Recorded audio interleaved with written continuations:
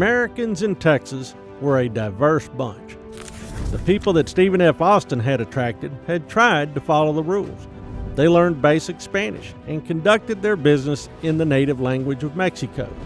They came from Louisiana, but also from Alabama, Arkansas, Tennessee, and Missouri. Many came from who knows where, and that was a problem.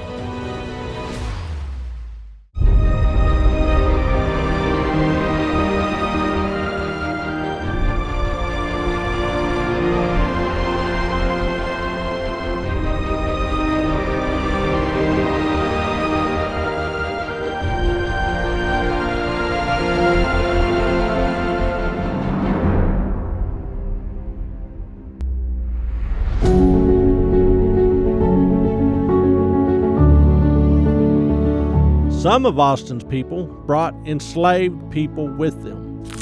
Jared Gross brought 90, which would have been valued at around $27,000 at that time, or $700,000 currently. He had followed Edwin Waller's advice and had taken a big gamble on Texas. Most of Austin's colonists had bet their lives and fortunes on transforming Texas from a Mexican afterthought to a productive province.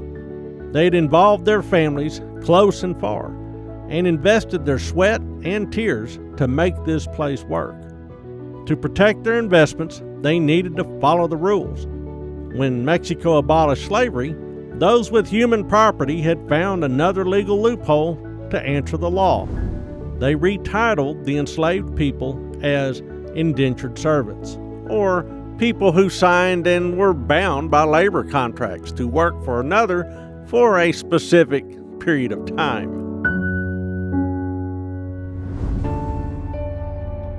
Austin remained a model impresario, and his settlers were the sort that Mexico wanted. He had done so well, in fact, that he obtained 3 more contracts to settle an additional 900 families in Texas. Of the 2,400 American families Mexico had originally hoped would settle in Texas, authorities entrusted Austin with half. But there were other Americans in Tejas. A less invested population inhabited the bottomlands of the Sabine River. Nacogdoches and the new towns of San Augustine defined the edges of this piney woods province. The principal road to Texas from the United States passed through that country, and anyone crossing the Sabine River got welcomed, or the stink eye, from the people there. There was another route to Texas, too. Trammel's Trace, a pathway from Arkansas, intersected the San Antonio Road near the old stone fort, making Nacogdoches the gateway to Texas. Jim Bowie knew that town well. He'd grown up as a Spanish citizen in Missouri and on a plantation in American Louisiana, but had crossed the border into Texas with American adventurers in 1819. Since then, Bowie had also followed many business ventures, most of them shady, across the border in the Opelousas country of Louisiana. He also earned a reputation as a duelist and a man of action. His weapon of choice in these affairs was a large knife. In 1829, Bowie left his home in Thibodaux, Louisiana, and headed to Texas under a legal cloud. He immediately began working on new business schemes.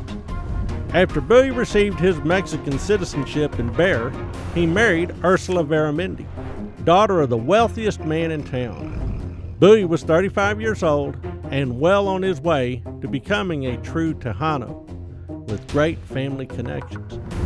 The Americans coming to Texas came for a variety of reasons and motivations, complicating Mexican control in the region.